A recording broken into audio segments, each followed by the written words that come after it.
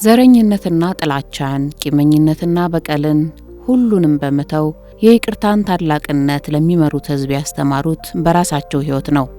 ደቡብ አፍሪካ ውስጥ ያላዩት እስር ቤት ያልገጠማቸው የእንግልት አይነት አልነበረም። ሀገራቸው ደቡብ አፍሪካ ከነበረችበት ከፋፋይና ጨቋኝ የአፓርታይድ ስርዓት ነፃ ተወጣ ዘንድ የታገሉት ብዙ ዘመናቸውን በመሰዋት ነው። ከብዙ እልህ አስጨራሽና መራራ ህይወት በኋላ ትግላቸው ፍሬ አፍርቶ ሀገራቸውን ተረከበው መምራት ሲጀምሩ ያሰቃዩአቸውን አካላት የተበቀሉት በፍጹም ልባቸው ይቅርታ በማድረግ ነው። ለኢትዮጵያ ከሌሎች ሀገራት በተለየ መልኩ ልዩ ስሜትና ፍቅር አላቸው። ባለ ብዙ ታሪኩ ኔልሰን ማንዴላ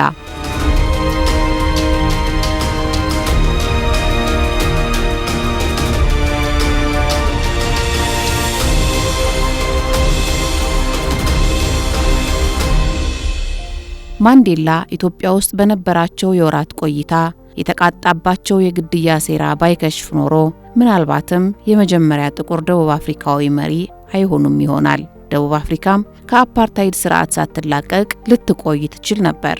ከወጣትነት ጀምሮ የደከሙበት ጸረ አፓርታይድ ትግልም መቋጫው ምን ሊሆን እንደሚችል ላይገመት ይችላል።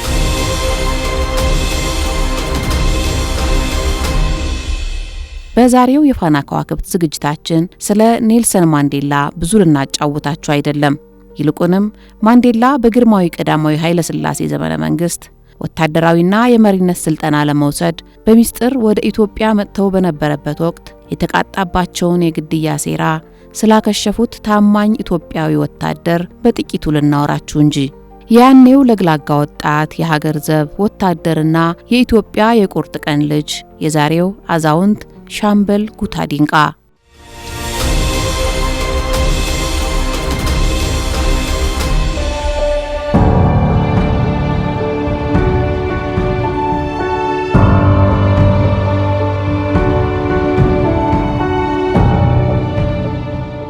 ሻምበል ጉታ ታህሳስ 12 ቀን 1928 ዓመተ ምህረት በቀድሞው የሸዋ ክፍለ ሀገር ጅባትና ሜጫ አውራጃ ቶኪ ሌንጫ ጊዮርጊስ አካባቢ ተወለዱ። የአስር ዓመት የዘጠና የእሱ 10 አንድ ላይ መቶ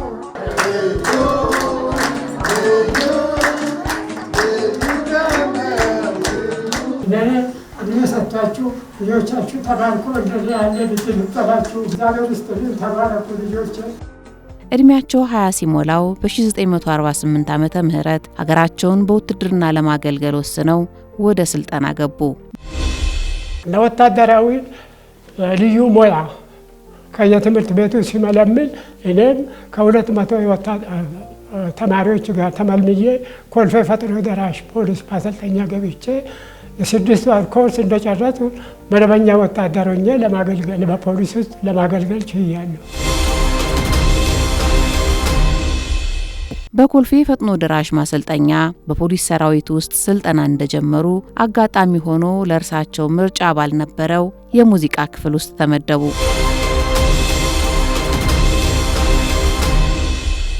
ሙዚቃ ለመስራት ፍላጎትም አልነበረኝም። እንደገና አዛዡ በግድ የተቀጠርክበት ግዳጅ ነው፣ ታስረ ወታደር ሙዚቀኛ ትሰራለህ ብሎ ያለ ውዴታዬ ነው ሙዚቀኛ ለመበቃ።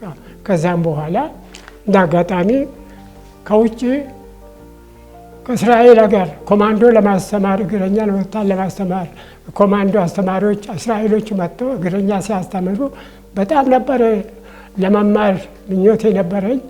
ከዛ ለክፍል አለቃዬ አመልክቼ ለአዛዡ እንዲያስፈቅዱልኝና ኮማንዶ ትምህርት እንድማር ተፈቅዶልኝ ለ6 ወር የኮማንዶ ትምህርት ተምሬ ወደ መደበኛ ስራዬ ለመመለስ በቅቻለሁ። ታምቡር ነበር የምሰራ፣ ፍላጎትም አልነበረኝም። ወታደራዊ ስራ ነው የምፈልገው እኔ። ምክንያቱም አንድ መሳሪያ ጋር ብቻ ተወስኜ በድራም ለመስራት ሳልፈለግ የኮማንዶ ትምህርት እግረኛም ለመሆን የፈለግኩት በዚህ ነበር።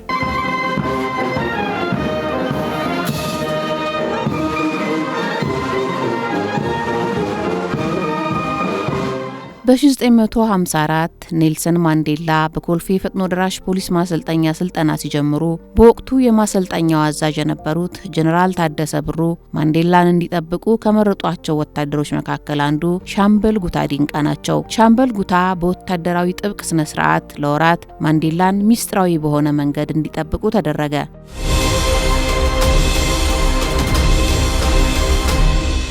ጀነራል ታደሰ ብሩ አሁን የምሰጣችሁ አንድ ቁጥር ወታደራዊ ትእዛዝ ነው። አንደኛ ደረጃ ወታደራዊ ትእዛዝ። አንድ እንግዳ ከውጭ ይመጣሉ። ሶስታችሁ የተወሰነ ምድብ ስራ ላይ ተመድባችሁ እንደምትሰሩ ነው ትእዛዝ የምሰጣችሁ። አንደኛ ደረጃ ወታደራዊ ትእዛዝ ሰጡ። እንግዳ ይመጣል።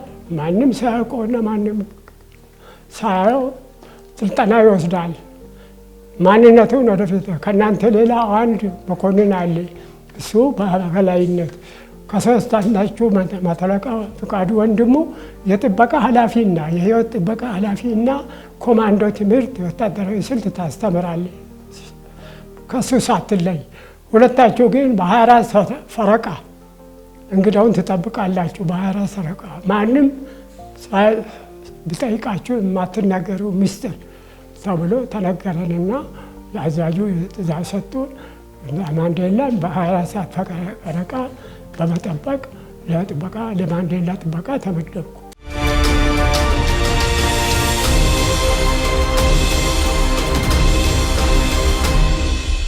መቶ አለቃ ፍቃዱ ወንድሙ ጥሩ ባህሪ ያላቸው ወታደራዊ ቁመናቸው የሚያምር ሲሆን ከማንዴላ ጋር የአንድ አባት ልጆች እንላቸው ነበር።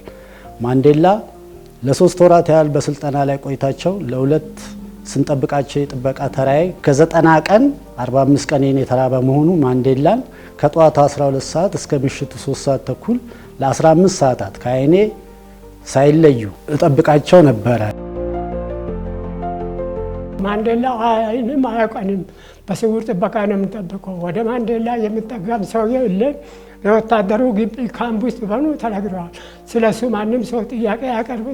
ፈንጂ ወረዳ ይባላል እሱ የሰለጠነበት ቦታና እዚያ ማንም ሁለታችን በስተቀር እንደ አጋጣሚ ከ5 ሰዎች በስተቀር የማንዴላን አዲስ አበባ መግባት ኢትዮጵያ መግባት ማንም ሰው የሚያውቀው የለም ከአራታችን በስተቀር። አንድ ዋና አሰልጣኝ አለ። ሁለተኛ መቶ አለቃ ፍቃዱ መቶ አለቃ ነበሩ በዛን ሰዓት። ፍቃዱ ዋክልነ በዋና አሰልጣኝነትና በሳይንስ ወታደራዊ ሳይንስ አሰልጣኝነት፣ ፍቃዱ ወንድሙ የጥበቃ ኃላፊና ወታደራዊ ንቅናቄን ያስተምራል። እኔና ደበበ በ4 ሰዓት ፈረቃ ጥበቃ እናደርግ ነበር።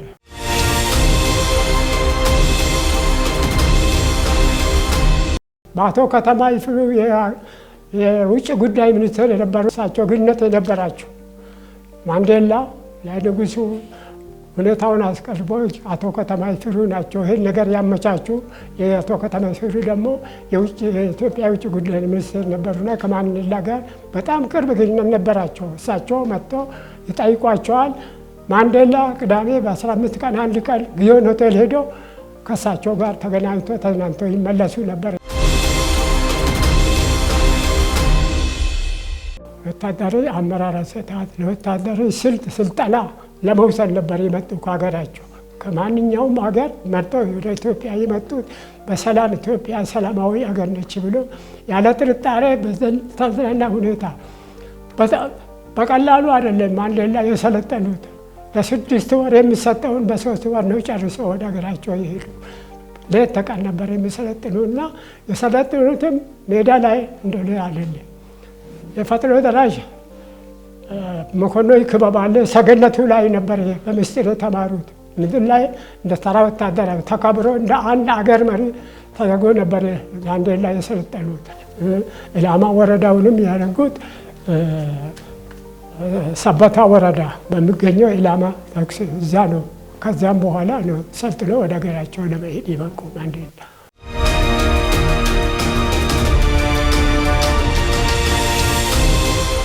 ኔልሰን ማንዴላ ኢትዮጵያ ውስጥ መኖራቸውን የሚቃወሟቸው አካላት ስለደረሱበት ጸረ አፓርታይድ ትግሉ እንዲቆም ባሉበት እንዲገደሉ ሴራ ተቀናበረባቸው። የግድያው አካል እንዲሆኑ የተመረጡት ሻምበል ጉታ ዲንቃ ሴራውን በማክሸፍ ሀቀኛ ኢትዮጵያዊ ማንነታቸውን አሳይተዋል።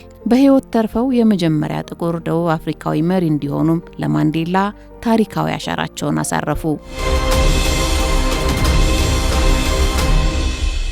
እንዴት ነው ማንዴላን ያተረፍኳቸው? የኮማንዶ ትምህርት አብረን የወሰነ አንድ ጓደኛዬ ነበር፣ የኤርትራ ፖሊስ አባል ነበር፣ አብርሃም ይባላል። የኮማንዶ ትምህርት አብረን ነበር የወሰነ። ቀደም ብዬ እንደነገርኩ የኮማንዶ ትምህርት ወስጄ ነበርና ከኤርትራ ፖሊስ መጥቶ አብረን ነበር። እሱ ረዥም ወፍራም ነው፣ እኔ ቀጭር ረዥም ነኝ። እንግዲህ የኮማንዶ ትምህርት ወፍራም ከአጭር፣ ረዥም ከአጭርና ወፍራም ከቀጭን ጋር ነው ቡድን። እሱ ቡድን ነበር፣ ረዥም ወፍራም ነበር፣ እኔ ቀጭን ረዥም ነበርኩና ኮማንዶ ትምህርት አብረን ነበር ተማል። እየተጎዳዳንም እየተመታታንም አብረን ነው የተማለ በጓደኝነት። ስለዚህ በጣም ነበር የምንቀራረበው። ከዕለታት አንድ ቀን ጥበቃዬ ቦታ መጥቶ ነገ ጓደኛዬ ምሳ ጋብዞኛልና ከውጭ የመጡ ሰዎች ምሳ ጋብዘውኛ ጣይቱ ሆቴል መጥተን አብረን ምሳ እንበላለን ብለው ዓርብ ዕለት ነገረኝ። ቅዳሜ ጠዋት እንዳጋጣሚ በምሳ ሰዓት ደረስኩ። አገባ ተገናኘንና የድሮ ሜሎቲ ቢራ ባለ 1 ሊትር አዘዘልኝ። መጠጥ ቤት ገባና እሱን ከተጋበዝን በኋላ ወደ ምግብ ቤት ገባን። ምግብ ቤት ጋር ጥብስ ስጋ ነበር የቀረበልኝ በሹኳና ቢላ የሚያዝ። እኔ የባላገር ልጅ ስለሆንኩ ማንካና ሹኳ ቀሚሻ ተጠቅሜም አላውቅም። ስለዚህ ብወጋው እየበረረ ከሳህል ላይ በኋላ እኔ ቀስ ብዬ በቁንጥጫ እየወሰድኩ እየቆረጥኩ መብላት ጀመርኩ። ትንሽ እንደበላ በቃኝ አልኩ። ምክንያቱም መብላቱን አልቻልኩም፣ መቁረጡን አልቻልኩበትም። ምክንያቱም አካባቢ የምሳ ሰዓት ነበረና የሰለጠኑ ሰዎች በቢላ ደግሞ የሚቆረጠው በአናቱ ነው ለካ፣ እኔ በግለሱ ነው። ስለዚህ መግለጽ አልቻልኩም። በዚህ ምክንያት ስንቱን አቆምንና ወደ መጠጥ ቤቱ ተመለስን።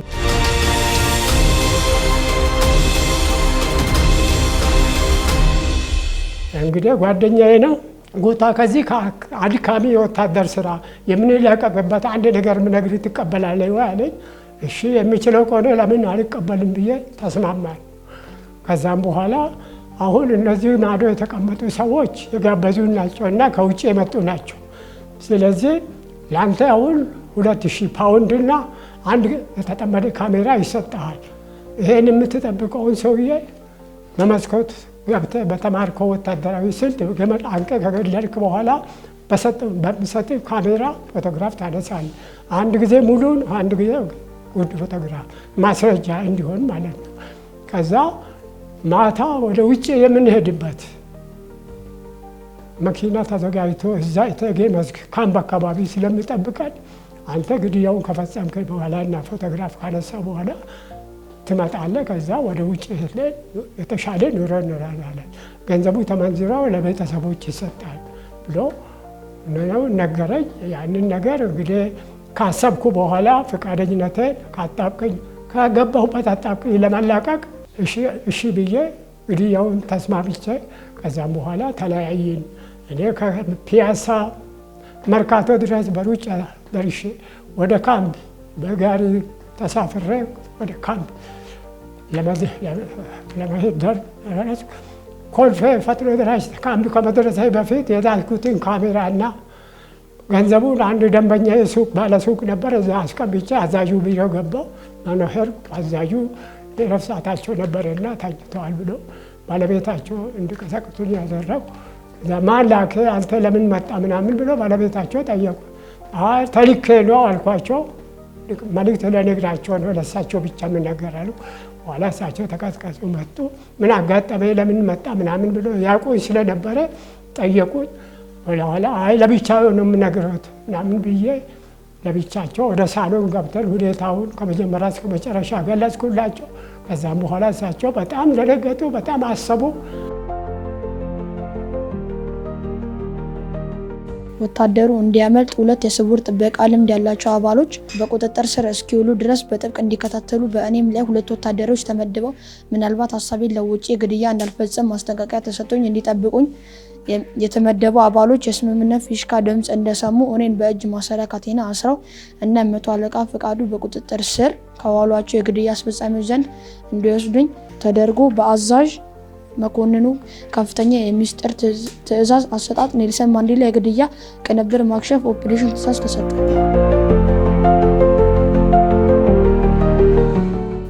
እኔን ከአሁን ጀምሮ አንተ እዚህ ቁጥጥር ስር ትውላለህ፣ በቁም አንተ ጥበቃውን አትጠብቅም። እናንተ ሁለታችሁ ነገ ጥበቃውን ሰዓቱ በሚደርስበት የግድያ ሰዓት ሰዎቹ ቀጠሮ ካደረጉበት ቦታ በቅድሚያ ተገኝታችሁ እነዚህ ከውጭ እነሱ ጉንታን ለመውሰድ የመጡትን ትይዛላችሁ። ከዛም በኋላ የስመት ፊሽካ ስትነፉ እኔን ደግሞ የሚጠብቁ ወታደሮች እጄን በካቴና አስሮ ከእነሱ ጋር እንዲያገናኝ ተደረገና ከዛም በኋላ ያወስዱ አገናኙኝ። እንዳጋጣሚ እኔ በሌላ መኪና እነሱ በሌላ መኪና አንድ የሆነ ቦታ ወሰዱንና ቃላችን እንድሰጥ ተደረገ። ቃላችን መጀመሪያ እኔ ተጠየቁ። ከመጀመሪያ እስከ መጨረሻ ሁኔታውን ገለጽኩላቸው። ከዛም በኋላ መርማሪው አብርሃምን ጠየቀ፣ ያን ጓደኛዬ እንግዲህ ያስፈጻሚውን ማለት ነው። ከዛም በኋላ እሱ ትንሽ አንገራገረ፣ ቃሌን አልሰጥም ብሎ በኋላ ያ ተገደ በግዲህ የምትሰጥ ስለሆነ አትንገላታ ቃሌን ብሰጥ ይሻላል ተብሎ ከዛም በኋላ ካሰበ በኋላ ልክ እኔ እንደሰጠው ቃሉን ሰጥቶ ፈረመ። የውጭ ዜጋ ያ ጥቁሩ ብጠየቅ የውጭ ዜጋ ስለሆንኩ አልገደልም ብሎ ከለላ ጠየቀ። እሱ አልገደልም። ከዚያም በኋላ ያው የግድያ ሙከራ በዚህ አይነት ቃላቸውን ሰጥቶ እኔ በሌላ መኪና ሄድኩ። እሳቸው እነዚህ ሁለቱንም ወሰዱ። አንድ ሌላ ነጭ የነበረውን ባረፈበት ቦታ ያ ጥቁሩ አስመርቶ አስዞ እነዚህ ሁለቱ የውጭ ዜጎች በ24 ሰዓት ከኢትዮጵያ እንዲባረሩ ሲደረግ ወታደሩ ግን ወደ በረሃ በጣም ለጥብቅ አባላት ተዛውሮ በቅጣት እዛ እንዲያገለግል ተደርጎ በዚህ አይነት የግድያ ሙከራ ከሸፈ ማለት ነው።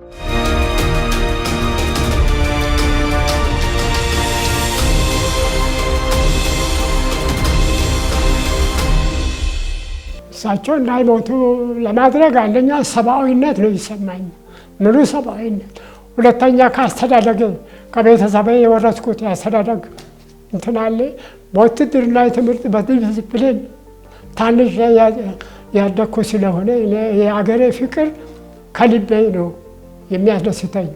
ከጥቅም ይልቅ ዝናውን የሀገሬን ዝና ለማስከበር እጅግ በጣም ከማንኛውም ገንዘብ ከማንኛውም ጥቅም አስበልጬ የምደሰተው ስለ ሀገሬ ሰላም መሆን ነው። ሀገሬን በጣም እወዳታለሁ፣ ለምቼላታለሁ። አፍሪካ ብቻ ሳይሆን የዓለም ኩራት ናቸው፣ አይከን የሚሆኑ ሰው ናቸው እና በማያቸው ጊዜ ድሮም መወዳቸው ሰው ነበሩ። እዛ እንደ መጀመሪያ ደግሞ ለኔ ነው የነገረኝ ታሪኩን። እንዳጋጣሚ ሆኖ ረጅም ዓመት ይዞት ነበር እና ታሪኩን ከረጅም ዓመት በኋላ ለኔ ነበረ ሀሳቡን የነገረኝ የነበረው። መጽሐፉንም ሲጽፍ የነበረው ለኔ ነበር የነገረኝ የነበረውና በጣም ነበር ደስ ያለኝ የነበረው። ኃላፊነትም እንዲሰማሽ ያደርግሻል። ለምታደርጊያቸው አክሽኖችም ቁጥብ እንድትሆኝ ያደርግሻል። የእሱን ነገሮች እንትን ስትይ ያው ተያይዘሽ ስለምትመጪ የምታስተላልፊው ነገርም ትልቅ ነገር የተረከብነውና ትልቅ ነገር ነው እንትን ያለው ኃላፊነት የሰጠኝ እና በሰማሁትም ባየሁትም ጊዜ ማንዴላን ሁሌ ፕራውድ ነኝ እና ሁሌ ደስተኛ ነኝ ባደረገው ነገር። እንደ ሀገርም የሚያስከብር ስራ ነው የሰራው። መጀመሪያ ከህፃንነት ጀምሮ የመንፈሳዊ ትምህርት ቤት ገብቶ ተምሯል እና በሃይማኖት በኩል ይህንን ድርጊት እንዳይፈጸም ማክሸፉን ማድረጉ ትልቅ አስተዋጽኦ ያደረገለት ይመስለኛል። ምክንያቱም ሃይማኖታችን በጣም የጠበቀ እንትን ነው እና ከዛ ውስጥ አትግደል አታስገድል የሚለውን እንትን ያስፈጸመ ስለሆነ ትልቅ አስተዋጽኦ አለው እና ሃይማኖታችን ባህላችንም ደግሞ ያደግንበት አካባቢ በጣም ጨዋ ከሆኑ ቤተሰቦች ነው። የኔ አባትና የእሱ አባት ጓደኛሞች የነበሩ ናቸው። በሕፃንነት እሷ ታድራ ለዚህ እንትን የበቁት። ስለዚህ ባህላችንም ሃይማኖታችንም ትልቅ አስተዋጽኦ አድርጓል ብዬ ነው ማምነው። ገንዘብ ቢወዱ ሌላ ነገር ቢወዱ ኖሮ እሳቸው ህይወት አይኖርም። ያንን ገንዘብና ያንን የተባለውን ይዞ ወደ አንድ ቦታ ይሄዳል። ግን ሀቁን ይዘው ነው የሰው ህይወትም እንዳይጠፋ የእሳቸው ህይወት ታሪክም እንዳይጠፋ ለሀገሩም ጭምር ነው። ለሰው ብቻ ሳይሆን ለሀገርም ታሪክ ነው የሰራ ማለት ነው። በቴሌቪዥንም በዜናም ስለ ማንዴላ ስሰማ ትልቅ ኩራት ነው የሚሰማኝ። ኢትዮጵያ ሀገራችን ደግሞ መጥቶ ለዚህ አንድም ጥቃት አንድም እንከን ሳይደርስባቸው ወደ ሀገራቸው ተመልሰው ለዛ ማዕረግ መብቃታቸው ዘወትር የሚያስደስተኝና የሚያኮራኝ። ቤቱን ይወዳል፣ አገሩን ይወዳል፣ አካባቢውን ይወዳል። ለሀገሩ ብዙ አስተዋጽኦ አድርጓል። ትልቅ ጀግና ነው። ደግ አባት ነው። ለሰው ሁሉ አባት ነው። ለኔ ብቻ ወይም ለወንድሞቼ ብቻ አይደለም። የሰው ሁሉ የጎረቤት አባት ነው። የአካባቢ አባት ነው። የዘመድ አባት ነው። የደሃ እንባ አባሽ ነው።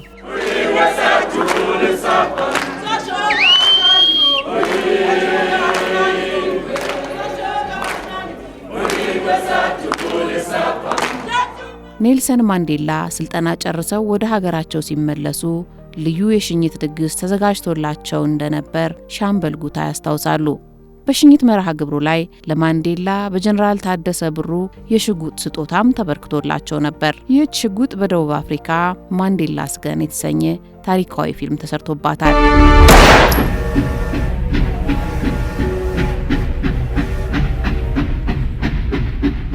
ይሁን ነበር ሄዱት። አርብ ማታ በፖሊስ ፈጥኖ ደራሽ ካምፕ ክበብ ውስጥ መጠነኛ ግብዣ ተደረገላቸውና በጀነራል ታደሰ እዚያም በኋላ ከጀነራል ታደሰ ጋር ከመቶ አለቃ ፍቃዱ ጋር ይዝናኑ ነበር።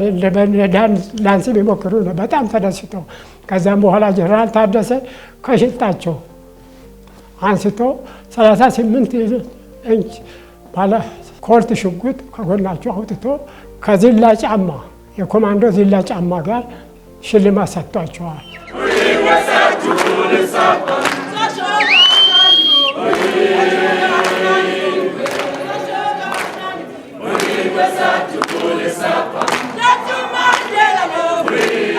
ሻምበል ጉታ ዲንቃ ህይወታቸው ያለ ጊዜው እንዳይቋረጥ የታደጓቸው ኔልሰን ማንዴላ በ95 ዓመታቸው ከዚህ ዓለም ድካም ሲያርፉ በቀብር ስነ ስርዓታቸው ላይ እንዲገኙ በክብር ተጋብዘዋል።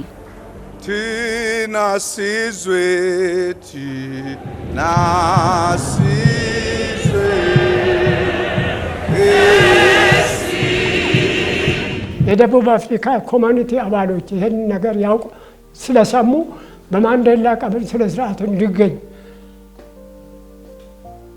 በቀጥታ ደብዳቤ ለደቡብ አፍሪካ የኢትዮጵያ ኤምባሲ ልኮ በደቡብ አፍሪካ ኤምባሲ ተጠርቼ በቀጥታ ወደ ደቡብ አፍሪካ እንዲሄድ ተደርጎ በቀብሩ ስነ ስርዓት ላይ ተገኝቻለሁ። ከዛ የአገር መሪዎች የዓለም የአገር መሪዎችና የሚዲያ ሰራተኞች በርካታ የሚዲያ ሰራተኞች በተገኙበት የቀብሩ ስርዓት አልፈጽሜ የኢትዮጵያ ኮሚኒቲ ለ5 ቀን ወጪንና መጓጓዣን ችሎ ጋብዞኝ በዛ በቆየሁበት ጊዜ ሞርኒንግ የሚባል የታወቀ የቴሌቪዥን ጣቢያ ላይ ኢንተርቪው ሰጥቼ የኢትዮጵያን እና በአጠቃላይ አድናቆቱን አተርፌያለሁ ስለ ሀገሬ ማለት ነው። በሰሜን አሜሪካ የሚኖሩ ኢትዮጵያውያን መላ አፍሪካ የሚኖሩ በዓላት 31ኛ የስፖርት በዓላት በሚያከብሩበት ጊዜ በኔልሰን ማንዴላ ስም ነበር ያዘጋጁት እና ታማኝ በየኔ ከአሜሪካን በቀጥታ ሻምበል ጉታ በስፖርት ፌዴሬሽኑ አሳስቦ ተባብሮ በቀጥታ ያን ወጪ ሁሉ ነው ችሎ በስፖርት ፌዴሬሽኑ ላይ እንዲገኝ ተጋብዤ ለአሸናፊዎቹ ሽልማት ሰጥቼ የተቀረጸ ፊልምና ሜዳሊያ ተሸልሜያለሁ ከስፖርት ፌዴሬሽን።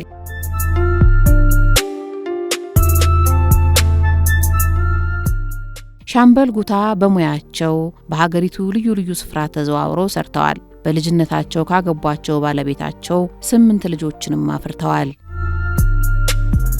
ከባለቤቴ ጋር በ20 ዓመቴ በ15 ዓመቷ እኔ በ20 ዓመቴ ነው የተጋባ ነውና እንግዲህ በ1953 ዓመተ ምህረት ሚያዝያ 8 ቀን ነው ትዳር ያዝኩት። የ2 ሴቶችና የ6 ወንዶች ልጆች አባት ነኝ። ባለቤቴ በጣም ጥሩ ሰው ነው። በጣም ከሚፈልገው በላይ ማለት ነው። ለቤቴም ለቤተሰቤም ለልጆቼም በጣም ትልቅ ነው። እኔም ደግሞ ከተጋባን ጊዜ ጀምሮ ምንም የአንድ ቀን እንኳን ጸብ የለንም። ከ50 ዓመት በላይ ነው እንግዲህ አብረን ወደ 60 ሳይጠጋ አይቀርም። ስለዚህ ምንም እንከን የለው። ትልቅ ስራ የሰራ ነው። አስመራ አልቀረም። ብዙ ሀገር የሄደና የመጣ ነው። ብዙ ቦታ ደርሰው እኔ እሱ ሀገር ወዲህም ሲሄድ እኔ 8 ልጆች ይዤ ነው ያሳደግኩት። አስመራስ ብዙ ጊዜ ነው የኖረው። ከዛም በኋላ ደግሞ ወደ ነገሌ ቦረና የሚባል አለ። እዛ እኔ 8ቱንም ልጆች ይዤ አሳድጌ ለወግ ለማድረግ ያበቃሁት ያው አብረን ስላለን። መጀመሪያ ቅጥሬ ፖሊስ ነበረ። ለ20 ዓመት በፖሊስ ውስጥ በልዩ ልዩ ክፍል ተዘዋውሬ ሰርቻለሁ። በልዩ ወታደራዊ አመራር በመስጠት አመራር በመቀበል ከጦር ግንባር እስከ ከኋላ ድጋፍ ሰጪነት እስከ ጦር ግንባር ድረስ አገልግያለሁ። በፖሊስ ለ20 ዓመት በሀገር መከላከያ በ1968 ዓመተ ምህረት ወደ ሀገር መከላከያ ተዛውሬ በሀገር መከላከያ ሚኒስቴር ውስጥ በልዩ ልዩ ወታደራዊ ክፍል በኋላ ድጋፍ ሰጪነት በድርጅት መኮንንነትና በሻለቃ አዛዥነት በተለይ በኤርትራ ጦር ግንባር በሻለቃ አዛዥነት ጦሩን መርቼ እኔ አገሬን በውጊያም ሆነ በልዩ በቅን አገልግዬ እድሜ ለጡረታ ሲደርስ በ81 ዓመተ ምህረት ወደ ጡረታ ተገልያለሁ። እስካሁን ድረስ አለው ማለት ነው። የኔልሰን ማንዴላ ወታደራዊ ስልጠና በኢትዮጵያ በሚል ርዕስ ባለ 56 ገጽ መጽሐፍ በአማርኛ በሻምበል ጉታ ዲንቃ ተጽፎ ታትሟል። በትንሹ ነው የጻፍኩት። የማንዴላን ታሪክ አይገልጽም። ምክንያቱም የመጽሐፍም ልምድ አልነበረኝም። እዚህ ውስጥ ያካተትኩት ማንዴላ እንዴት ሰለጠነ፣ እንዴት መጣ፣ እንዴት ሄደ፣ ጥበቃው እንግዲህ ያው ሁኔታውን ነው የገለጽኩ እንጂ አጠቃላይ ታሪኩን አልጻፍኩም። መጽሐፉ ትንሽ ነው፣ ወደ 56 ገጽ ነው። ታሪኩን ለመጻፍ ገና እየመኮርኩ ነው፣ እየጻፍኩ ነው። ምናልባት ወደፊት አቂም ካለኝ ትልቁን ታሪኩን እጽፋለሁ ማለት ነው። ሲጻፍም ምንም ሲነብ አላቅም ነበር። ከጨረሰ በኋላ ነው ሽፋኑ እንዳጋጣሚ ሆኖ ነው የሰራሁለትና ካለቀ በኋላ ይሄንን መጽሐፍ ጨርሻለሁ። ይሄንን መጽሐፍ አንብበው ብሎ ነው የሰጠኝ የነበረውና ሽፋኑን ትሰራልኛለህ ብሎ ነው የሰጠኝ የነበረው። ሳነበው ከመጀመሪያው ጀምሮ ነው ከልጅነቱ ጀምሮ ስለሆነ የጻፈው እንዴት ይሄ ካራክተር ቢልድ እንደተደረገም ይታያል። ታሪክ እንትን መጽሐፉ ላይ ከመጀመሪያው ጀምሮ ከትውልዱ ጀምሮ ከእህቶቹ ከወንድሞቹ ጀምሮ ከዛ የተማረበት ቦታ ከዛ የነበሩት ቅርበቶች ማን እንትን እንዳለው ፖሊስ ስልጠና ገብቶ የነበሩት እንትኖች ኤቭሪ ስቴፖች ናቸው እንትን የተጻፈውና እንደ አያትም እንደ አባትም ቀድሞ የሚያስብ ለቤተሰቡም ለሚያደርጋቸው ነገሮች በሙሉ ቀድሞ የሚያስብ ይሄ ለአሁን የሚደረግ ነገር ብቻ ሳይሆን ለጀነሬሽን የሚታሰብ ነገር ነው እንትን የሚዘረጋው ብዙ ጊዜ እና ርቆ የሚያስብ አያት ነው እና ጠንካራም አያት ነው። ደከመኝም አይል አያት ነው። በዚህ እድሜው እናቴም የመጀመሪያ ልጅ ስለሆነች ከእሷ ጋርም ቅርብ ነው እና ሞር ብዙ ነገሮችን ስለማውቅ ለእኔም ቅርብ ነው። በችግር ጊዜ ችግር አንዱ ላይ በደረሰ ጊዜ ፈጥኖ ተጠሪ እሱ ነበረ። ወዲያውኑ ደርሶ ለችግሩ መፍትሄ ይሰጭ። እግዚአብሔርም ደግሞ ልጆችን ባርኮለት ለዚህ አብቅቶለታል።